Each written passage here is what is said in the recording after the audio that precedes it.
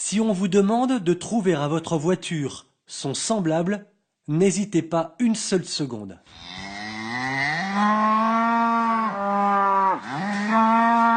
Une vache laitière, bien sûr. La voiture, c'est incontestablement la vache à lait de tous les gouvernements qui se succèdent depuis au moins 40 ans. Mais, beaucoup plus grave, la voiture est surtout en train de devenir un des outils du mondialisme totalitaire. C'est ce que nous allons voir dans ce reportage. Mai 2018, un nouveau printemps de mauvaises odeurs pour l'automobiliste. Pourquoi? Tout simplement parce qu'il va être une nouvelle fois davantage ponctionné. Depuis 1992, vous vous êtes habitué à passer votre véhicule au contrôle technique tous les 2 ou 3 ans selon le type de voiture.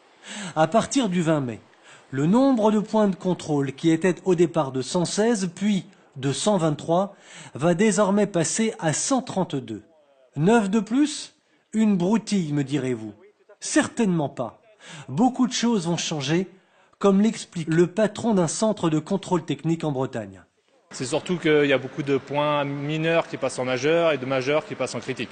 Quoi par exemple? Tout ce qui est voyant airbag, voyant ABS, commande rétroviseur qui ne marche pas, lave-glace qui ne marche pas, là ça sera sujet à la contre-visite. Alors qu'avant, on savait qu'il y avait un défaut, mais ça pouvait rouler.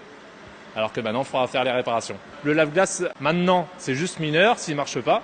Et à partir du 20 mai, s'il ne marche pas du tout, ça sera contre-visite. Il faudra le réparer pour que ça passe derrière. Réparation obligatoire donc, et oui. Puis après, retour à nouveau au contrôle technique pour faire la contre-visite. Et repaiement évidemment Oui, forcément, ouais, repayer la contre-visite. Payer un contrôle, payer la contre-visite. Payer un contrôle, payer la contre-visite, cela peut vite s'avérer très très cher. Il sera interdit d'utiliser votre véhicule si un défaut critique est identifié par un contrôle technique. Obligation vous sera faite alors de transporter votre véhicule sur une dépanneuse pour être réparé dans un garage. Ensuite, vous aurez 2 mois pour réaliser la réparation. Si vous utilisez ce véhicule non réparé, si vous vous faites contrôler, ce sera alors 135 € d'amende. Rien que cela. Voilà résumer les choses en un seul graphique.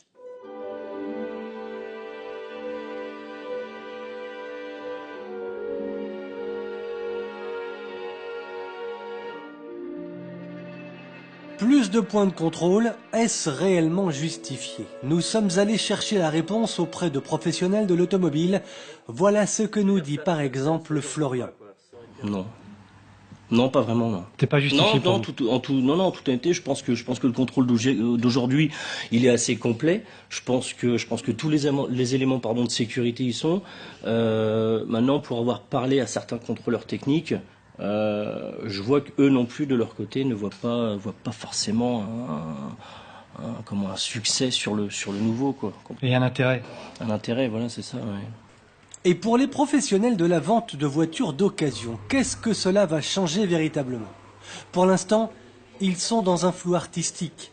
Mais il est certain que cette contrainte supplémentaire imposée par l'État et par l'Europe ne va pas arranger leurs affaires. Ça cause de gros problèmes, puisque ça veut dire qu'on ne pourra pas faire jouer la concurrence pour les réparations, et donc on sera obligé d'aller au plus près, et donc peut-être au plus cher.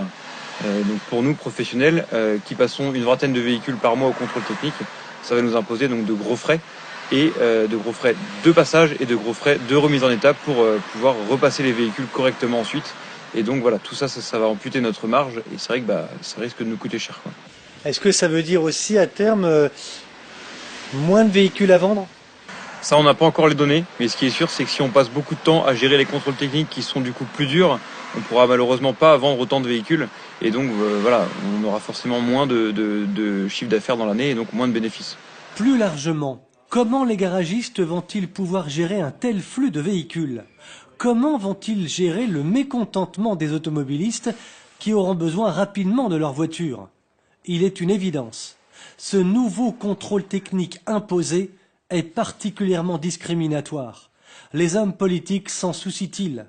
Ce nouveau contrôle risque d'avoir de lourdes conséquences pour bon nombre de Français, en particulier les usagers qui bénéficient dans les campagnes de petits moyens financiers.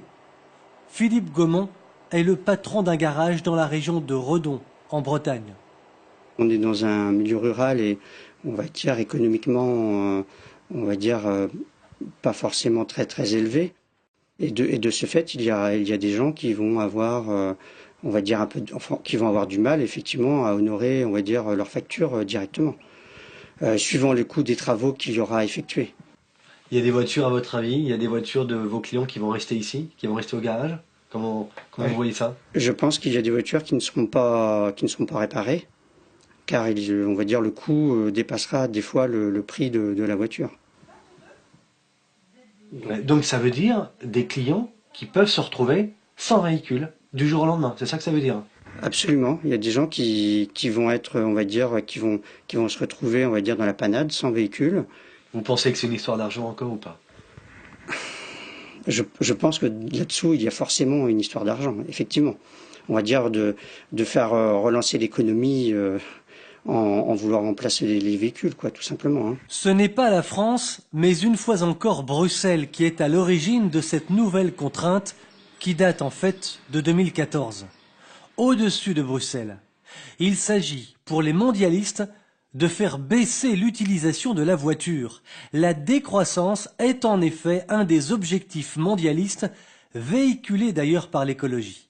Au passage, on en profite, bien entendu, pour appauvrir la population en la chargeant de nouvelles contraintes financières.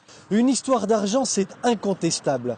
Mais derrière ce contrôle technique renforcé, derrière ces contraintes à répétition pour les automobilistes, les radars, les ralentisseurs et autres inepties routières dont se rendent complices, il faut le dire, bien des maires en France, se cache quelque chose de beaucoup plus vaste, de beaucoup plus grave.